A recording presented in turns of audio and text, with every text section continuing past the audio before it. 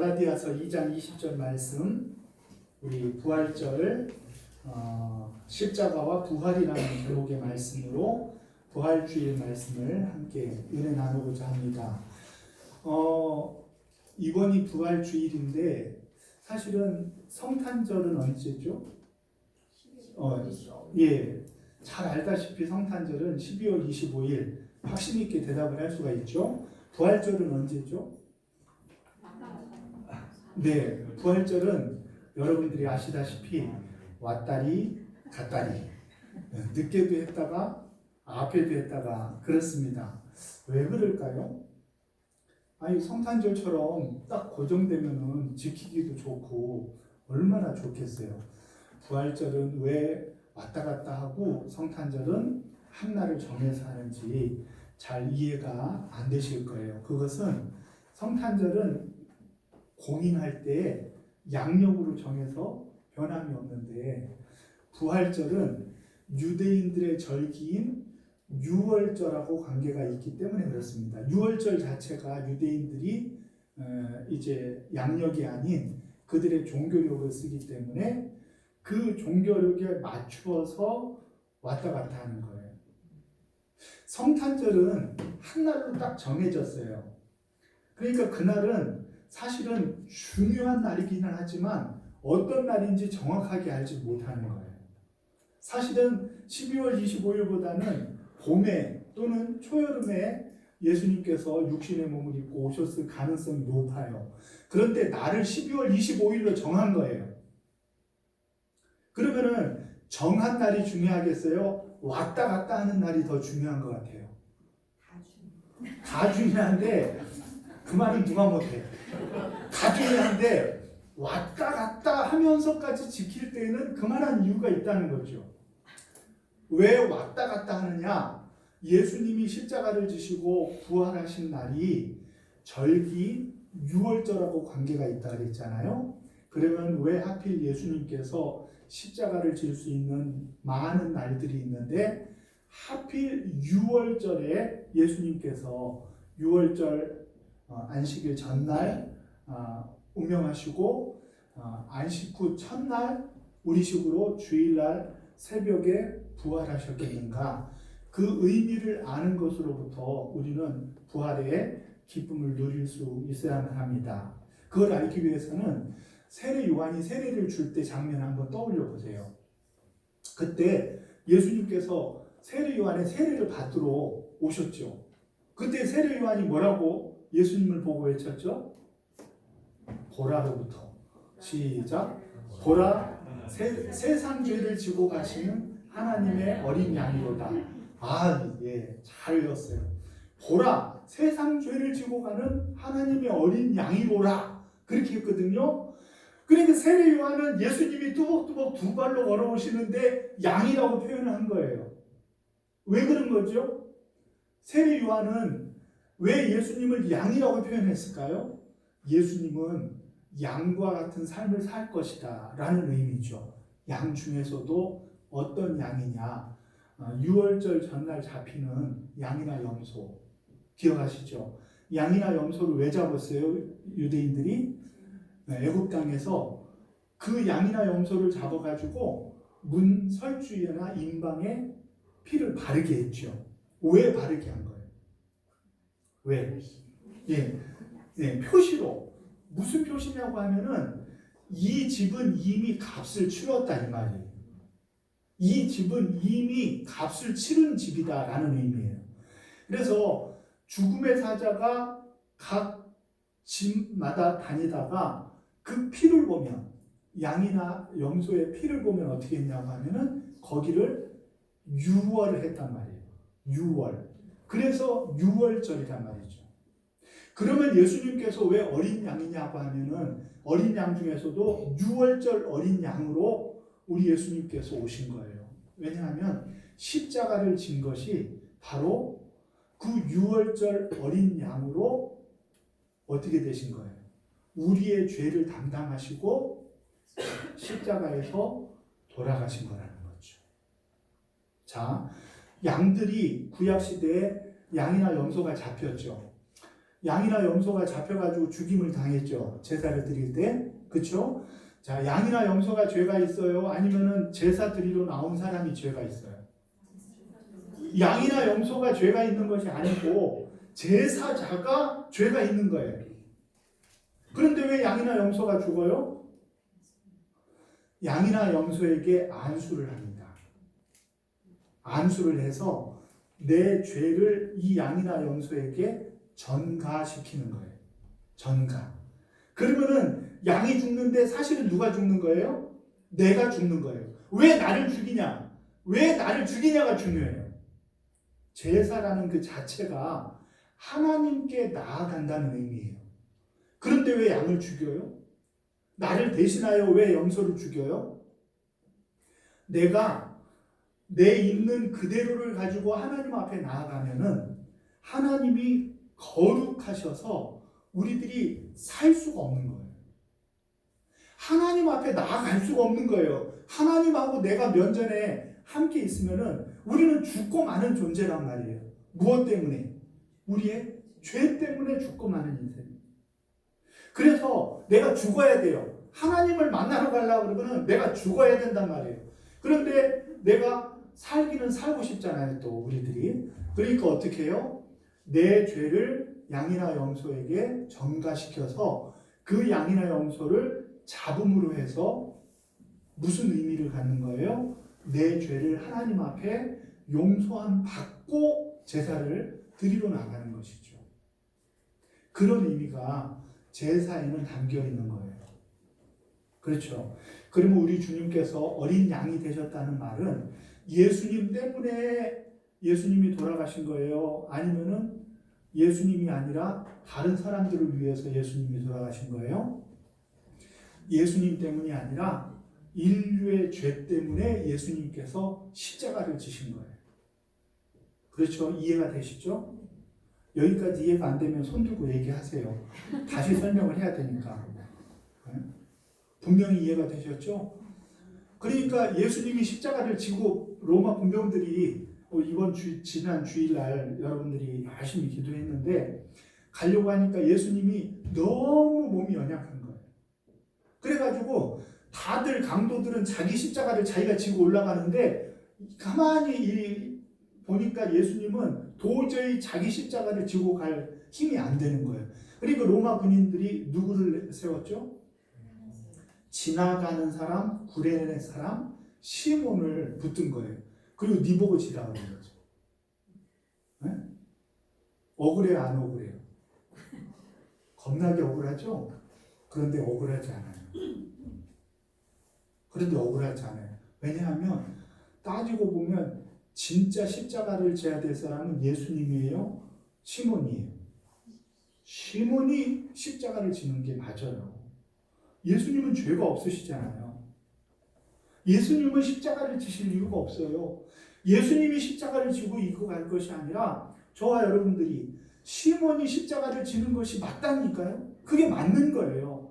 그런데 엄청나게 그때는 억울했어요. 그랬는데 나중에 그 의미를 깨닫고 나니까 이 가정이 온전히 죽기로 돌아온 거예요.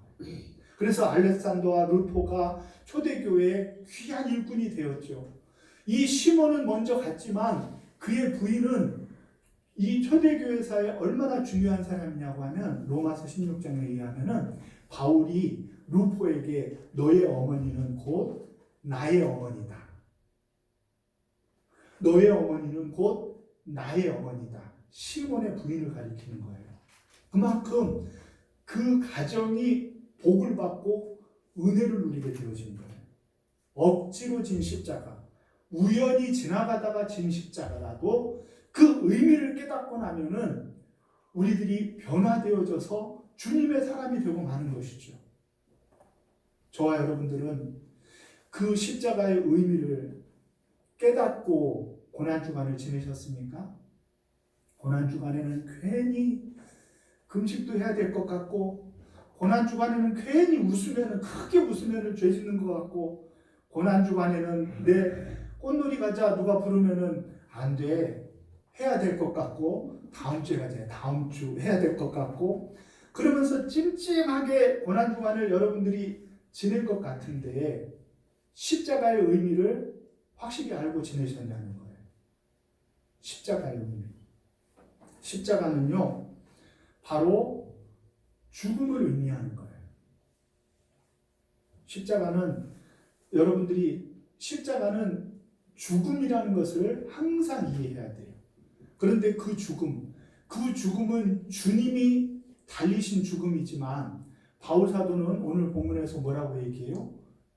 예수님이 십자가에 달렸지만 예수님만 달린 것이 아니라 누구도 달렸다 그래요? 네, 내가 그리스도와 함께. 지금 갈라디아서는 바울이 지은 거예요. 내가 그리스도와 함께 십자가에 못 박혔다고. 내가 못 박혔다고. 예수님이 어린 양으로서, 사실은 예전에 드렸던 양들은 다 모형이고 그림자에 불과하고 진짜 양이신 예수님께서 십자가를 지신 거예요. 누구를 대신해서? 저와 여러분들을 대신해서 십자가를 지신 거예요. 우리 죄 때문에 십자가를 지신 거예요. 맞죠? 우리 죄 때문에 십자가를 지셨는데 주님 십자가 많이 힘드시죠? 하고 끝날 것이 아니라 주님이 지신 십자가는 우리 죄 때문이기 때문에 사실은 누가 죽어야 돼요? 내가 죽어야 된다는 거예요. 양이나 염소에게 안수하고 양이나 염소를 잡지만 사실은 누가 죽어야 되는 거예요? 내가 죽어야 되는 거예요. 내가 죽지 않으면 십자가가 없어요. 십자가가 아니에요. 십자가를 자랑한다는 것은 무슨 의미냐고 하면은 죽은 것을 자랑한다는 의미가 아니에요.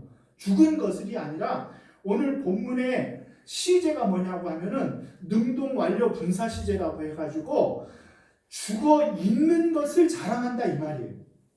그냥 한번 죽고 마는 것이 아니라 계속해서 나를 죽여서 지금까지도 죽어 있는 나를 자랑한다는 의미예요. 그것이 십자가를 자랑한다는 의미예요. 십자가는 바로 나의 죽음을 의미하는 거예요. 그래서 바울은 내가 그리스도와 함께 십자가에 내가 못 박혔나니 이렇게 얘기하고 있는 거예요. 저와 여러분들은 십자가에 여러분들을 못 박았습니까? 못 박았어요? 안 박았어요? 지금 박으려고 준비만 하고 있습니까? 네? 못 박으시기를 주의 이름으로 축원합니다. 죽어야 돼요. 못 박혔나니. 바울은 죽은 삶을 산 거예요. 바울이 죽은 삶을 사니까 어떻게 되어졌어요? 바울은 온데가 온데 없고 바울 안에 예수님께서 사신 거예요. 바울 안에 예수님께서. 너무 억울한 거는요, 죽기까지는 또 어떻게 잘 죽어요. 그래서 나 죽었다 그러고 십자가 막 자랑하고. 우리 교회도 저 십자가가 있죠? 혹시 아셔요? 십자가가 있거든요. 그러니까 십자가 밑에, 죽은 표시 밑에 우리가 교회잖아요. 그러니까 교회는 뭐예요? 무덤과 같은 거예요. 무덤. 다 죽은 사람들이라니까요. 누가 죽었냐고 그러면 내가 죽은 거예요. 내가 다 죽었단 말이에요. 그랬는데 주님이 정말 억울하게 내가 죽었다가 주님이 부활하니까 또 누가 부활해버려요? 내가 부활해버리네. 내가 부활하면 돼요, 안 돼요? 내가 그래서 성경을 같이 읽자고 했더니 나 혼자 읽었나? 내가 부활하면 돼요, 안 돼요? 내가 부활하면 안 되고 내 안에 사는 분이 누구여야 되냐면은 나를 위하여 자기를 버리신 하나님의 아들을 믿는 믿음 안에 사는 것이다.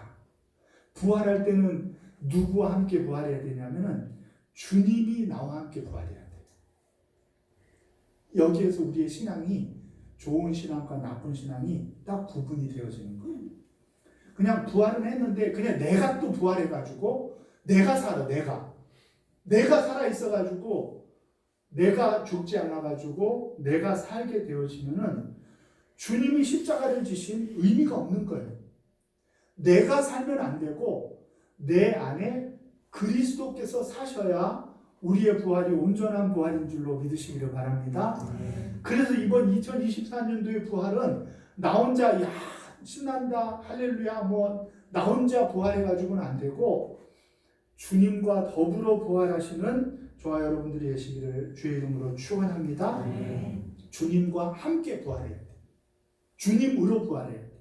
그래서 바울은 계속해서 내가 죽어야 된다는 것을 알기 때문에 나는 날마다 죽노라. 나는 날마다 죽노라라고 얘기하고, 바울이 사는 것이 있다고 하면은 내가 사는 것이 그리스도일진데, 바울 자신이 산 것이 아니라 그리스도가 그의 안에 산 거예요. 그러니까 루스드라에서는 바울을 그냥 죽도록 패가지고 내팽개쳤는데도 또 그 성으로 기어 들어가네요. 왜요? 내 승질 같아가지고 니네들 그렇게 살다가 그냥 망해라 이래버리고 싶거든요. 그런데 바울 안에는 예수님이 살아계십니다. 예수님이 살아계시니까 바울의 의지로 사는 것이 아니라 예수님 안에 계신 예수님의 의지로 살다 보니까 바울이 그런 인생을 사신 거예요. 바울뿐만이 아니라 우리들도 부활을 맞이했다고 하면은, 적어도 부활의 신앙을 가졌다고 하면은 어떻게 해야 되느냐 하면은 우리 안에 예수 그리스도로 더불어 함께 부활하시기를 주의 이름으로 축원합니다. 감사한 것은요, 예수님이 십자가를 지신 것은 여러 번 질 필요가 있어요, 없어요? 예수님은 한 번만 십자가를 지시면 돼요. 왜 그래요? 왜 그래요? 여기에 중요한 단어가 하나 나와요. 로마서 6장 10절 말씀에 보면은 그가 죽으심은 죄에 대하여 단번에 죽으시며, 몇 번 죽으시며? 단번에 죽으시며, 그가 살아계심은 하나님께 대하여 살아계심이니, 이렇게 말씀하고 있어요.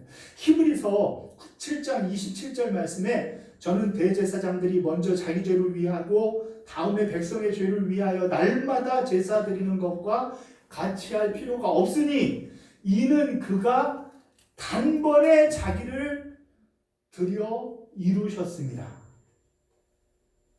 몇 번 예수님께서 단번 죽으셨다고요?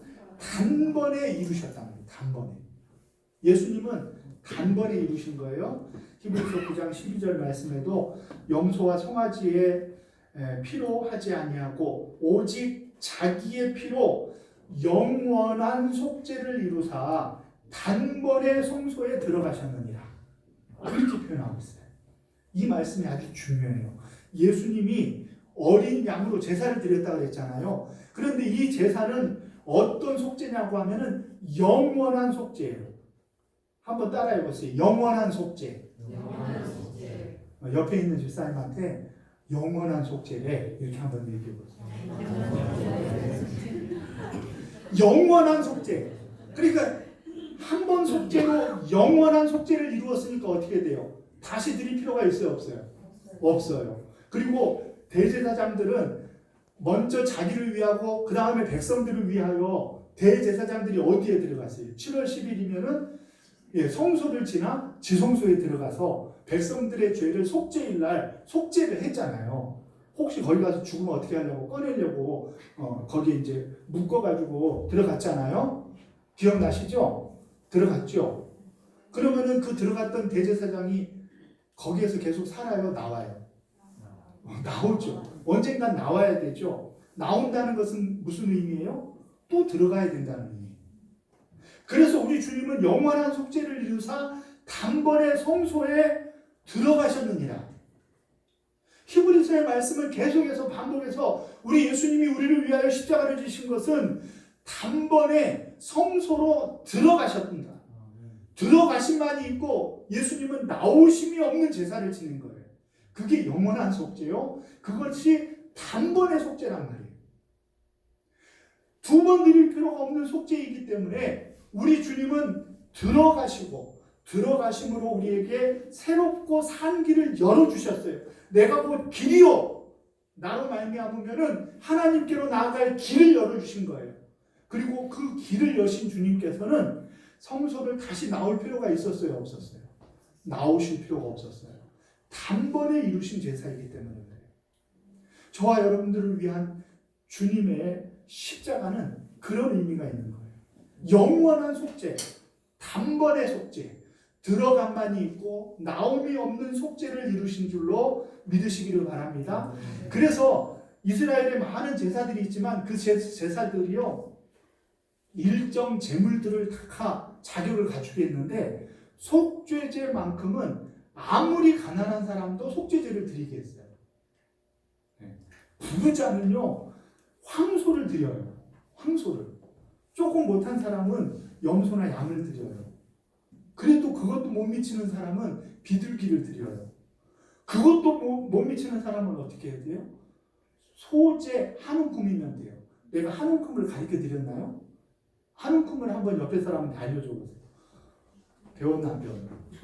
한 움큼 하면 이렇게 하는 사람들이 대부분이에요. 이렇게가 아니라 그랬죠? 이 두 손가락으로 이렇게 짚는다 그랬죠. 이렇게. 이게 한 움큼의 소재예요. 이거 얼마나 잡히겠어요, 소재가. 아주 작은 것으로도 속죄제가 가능하게 했어요. 심지어 피가 없어도 가능하게 했어요. 모든 사람들이 예수 그리스도의 보혈을 다 힘입을 수 있게끔 아무리 가난한 사람도 예배할 수 있고 아무리 부유한 사람도 예배할 수 있게끔 만든 것이 속죄제라고 그랬잖아요.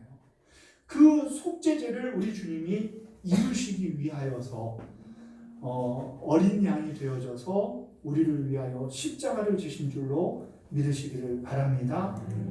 그 십자가는 우리들에게 있어서 저항할 수 없는 은혜를 주시는 거예요. 주님의 그 십자가 때문에요. 우리는 어떤 사람이 되었느냐. 바울은요. 복음을 전하면서 내가 복음을 전할지라도 내가 자랑할 것이 없음은 내가 부득불을 할 일이기 때문이다. 그렇게 고백을 했어요. 부득이하게 할 일이다. 그렇게 고백을 한 거예요. 예레미야와 같은 사람도 주의 복음을 선포하면서 얼마나 핍박과 환난이 많았어요. 20장에 보니까 내가 다시는 주의 복음을 주의 이름으로 말하지 않겠다. 이렇게 다짐을 했더니 어떻게 했어요? 그 중심이 불붙는 것 같아요. 그 예레미야의 중심을 불붙게 하는 게 무엇이냐 하면은 십자가의 은혜. 중심이 불붙는 듯하여 답답하여 견딜 수가 없어서 하나님의 말씀을 전하지 아니하고서는 견딜 수 없는 사람이 된 거예요.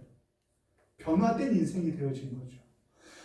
나는 죽어지고 내가 부활한 것이 아니라 나는 죽어지고 예수 안에 내가 부활하니 이제는 하나님이 원하시는 일에 내 인생을 드리게 되어주고 우리 주님이 기뻐하시는 일에 내 인생을 쓰게 되어지는 그런 사람이 되었다는 말이에요. 그래서 우리는 우리의 인생을 주님처럼 심는 인생이요 주님 앞에 바치는 인생으로 살게 되어 있는 거예요. 그래서 주님은 요한복음 12장에 그렇게 얘기했잖아요. 한 알의 밀알이 땅에 떨어져 죽지 않으면 한 알 그대로 있고 떨어져 죽으면 많은 열매를 맺느니라. 그 떨어져 썩어지는 그것이 바로 주님의 희생이고 우리들이 배워야 될 희생이라는 것입니다. 언제든지 우리가 썩어지고 죽어져야만 많은 열매를 맺는 거예요. 내가 썩어지지 않으니까 열매 맺힘이 없는 거예요. 썩어지지 않으니까. 아직도 내가 살았으니까. 내가 고난주간에 다 죽고 아이고 나 죽었다 하고 금식까지 해가지고 다 죽어버렸어요. 그런데 부활하고 난 다음에 기운이 팔팔해져가지고 교회를 박차고 나가는 사람을 가만히 보니까 또 나야. 그러면은 의미가 없다는 거죠. 토마스 선교사님이라고 하는 분이 계세요. 아일랜드 출신인데 아버님도 목사님이셨고 이 토마스 선교사님은 천재예요. 천재. 14살 때 옥스포드를 들어가고 정말 특히 언어적인 방면에 탁월한 능력을 가진 사람이었어요. 그가 1963년도에 상하이에 선교사로 파송을 받아서 몇 개월 안 돼서 임신했던 아내와 태중의 아이가 이제 하나님 앞에 부름을 받는 사고를 당하고 낙담해서 통역사로 일을 하게 돼요. 불과 중국에 온 지 1년 남짓밖에 안 됐는데 중국어를 통역하는 사람이 될 정도로 탁월한 언어의 사람이었어요. 그러다 보니까 조선에서 왔다는 사람들을 만나게 되었는데 이 조선의 영적인 상태가 천주교를 탄압하고 엄청난 어려움이 있다는 소식을 듣고 그가 다시금 중심에 불붙는 열정이 생겨서 한국을 전도해야 되겠다.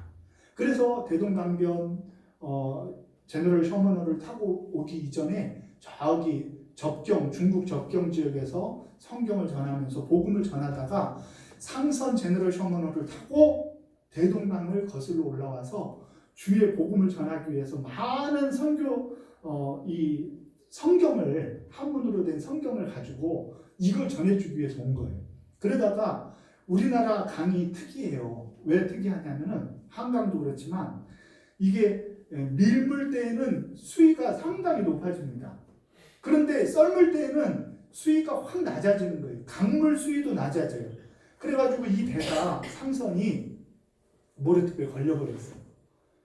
걸려가지고 한 달 동안이나 오도 가도 못하는 신세가 되었는데, 그때 이 상선이 잘못하기도 했어요. 왜냐하면은 그 화포 같은 것을, 상선인데 가지고 다니면서 위협을 하기도 하고 여러 가지 어려운 일을 주니까 이 조정에서 쇄국 정책을 피던 그 흥선 대원군이 어떻게 했냐고 하면은 이 사람들을 다 몰살을 시켜버리기 위해서 불을 질러버린 것이죠.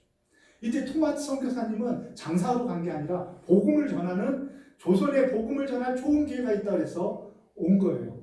그래가지고 성경을 들고 왔는데 오도 가도 못하니까 어떻게 해요?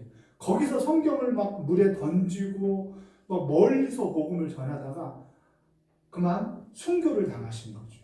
근데 그 순교를 당하게 했던 사람이 박충건이라는 분인데, 이분이 후에 평양교회의 영수가 되었어요. 장로님이 되신 거예요.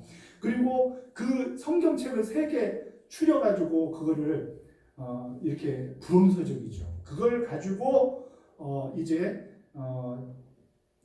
최치량이라고 하는 12살 먹은 소년이 그걸 가지고 너무 무서워가지고 박영식이라는 분에게 그 성경 3권을 줬어요.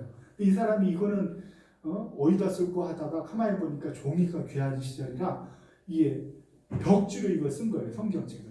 그 벽지를 읽다가 이 사람이 예수 믿고 구원받고, 이후에 마페 선교사님이 그 박영식이라는 분의 집이 여관으로 바뀌었는데, 복음을 전하러 다니다가 여기에 성경이 있는 것을 보고 사유를 묻고 그 여관을 사가지고 어떻게 했냐고 하면은 널다리 교회라고 하는, 후에 장대현 교회가 전신인데 그 교회로 만든 거예요. 하늘의 미랄, 즉 토마스 선교사님은 너무 허망한 죽음을 했어요. 선교지 온 지 몇 개월 안 돼서 아내도 잃고 태중의 아이도 갖고 낙담하다가 조선에 복음을 전할 열정을 가졌는데, 한국 땅을 밝히는커녕 밟는 순간 그냥 순교를 당하고 만 거예요. 그렇죠? 그럼에도 불구하고 복음은 어떻게 됐을까요? 평양은요, 대한민국의 예루살렘이라고 불려요. 토마스 선교사님이 개신교로서는 최초의 순교자가 되어져서 하나의 미랄이 된 거예요. 그래서 그분의 전도와 또 그분의 순교의 피로 말미암아 그 평양의 성시화가 이루어지고 복음 전파가 이루어진 줄로 믿으시기를 바랍니다. 저와 여러분들은 이번 부활절을 맞이해서 결코 내가 죽고 또 내가 사는 어리석음을 범하지 않기를 주의 이름으로 축원합니다. 내가 죽은 다음엔 어떻게 해야 돼요? 예수 그리스도로 말미암아 예수님이 내 안에 함께 부활하시기를 주의 이름으로 축원합니다. 이제는 나를 위하여 자기 자신을 버리신 하나님의 아들을 믿는 믿음 안에 사는 바울과 같은 믿음의 사람들이 되어주시기를 주의 이름으로 축원합니다. 우리 459장 그 찬양입니다. Born again, 다시 태어난다는 거예요. 다시 태어나기 위해서는 한 번은 어떻게 해야 돼야죠? 꼭 죽어야 되는 거예요. 한 번은 십자가를 져야 돼요.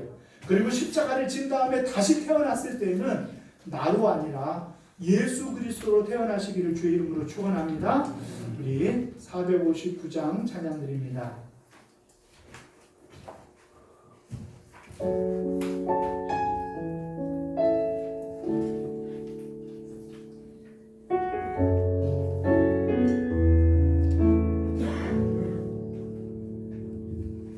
주 안에서 내 영혼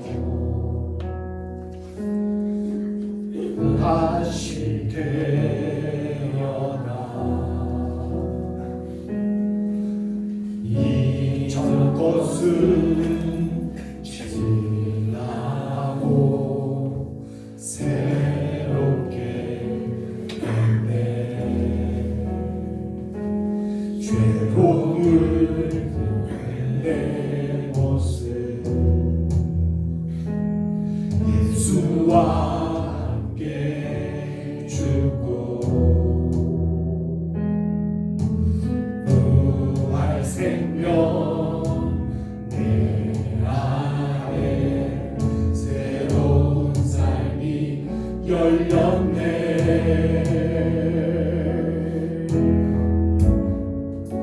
너희가 나를 택한 것이 아니요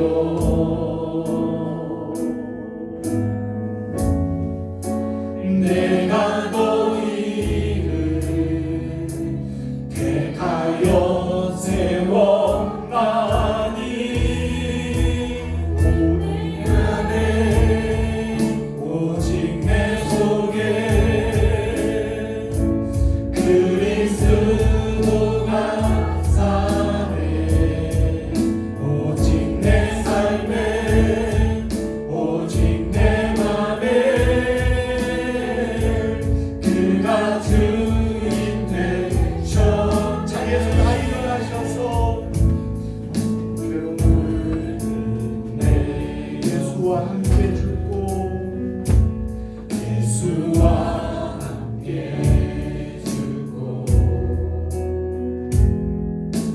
부활 생명 내 안에 새로운 삶이 열렸네.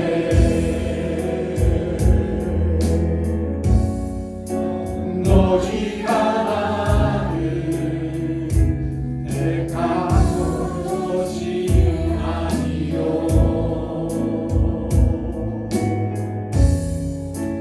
내가 너희를 택하여 세웠나니 오직 내 안에 오직 내 속에 그리스도가 사네. 오직 내 삶에 오직 내 맘에 그가 주인 되셨네. 내 생명 그 안에 그의 생명 내 안에 나의 삶이 이전으로 바뀔 수 없네. 내 생명 그 안에 그의 생명 내 안에 나의 삶이 이전으로 바뀔 수 없네. 오직 내 안에 오직 내 속에 그리스도가 사네. 오직 내 삶에 오직 내 맘에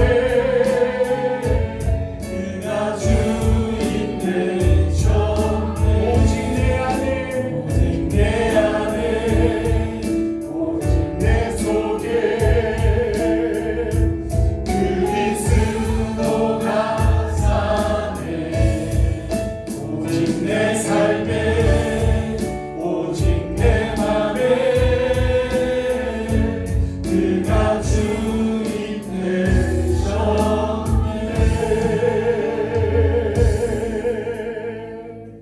아멘. 우리 주님 우리를 위하여 죽으심으로 죄로 물든 우리들이 예수와 함께 죽고 예수와 더불어 새로 살게 되었습니다. 이제는 우리 안에 내가 살지 않게 하시고 내 안에 그리스도가 사실 수 있도록 주님 우리와 동행하여 주시옵소서. 주님 없는 성도가 무슨 의미입니까? 주님 없는 교회가 어떤 의미를 갖습니까? 주님 없이는 아무것도 아닌 저희들이 오니 이제 사는 것이 내가 아니요 그리스도께서 내 안에 사심으로 우리 주님만을 높여드리는 우리 사랑하는 성도님들 될 수 있도록 축복하여 주시옵소서. 이제는 우리 주 예수 그리스도의 은혜와 하나님 아버지의 사랑하심과 성령님의 감화 감동 위로 교통 역사하심이 부활의 기쁨을 맞이한 사랑하는 성도님들 나 혼자 기쁨으로 달려가지 않게 하시고 주님과 함께 동행하여 주님의 이름으로 세상을 섬기고 주님의 이름으로 세상에서 죽어지며 주님의 이름으로 세상을 그리스도의 복음으로 정복하는 사랑하는 성도님들 될 수 있도록 역사하여 주시옵소서. 이제는 아버지 하나님의 놀라운 사랑과 축복이 이제로부터 영원토록 함께 있을지어다. 아멘.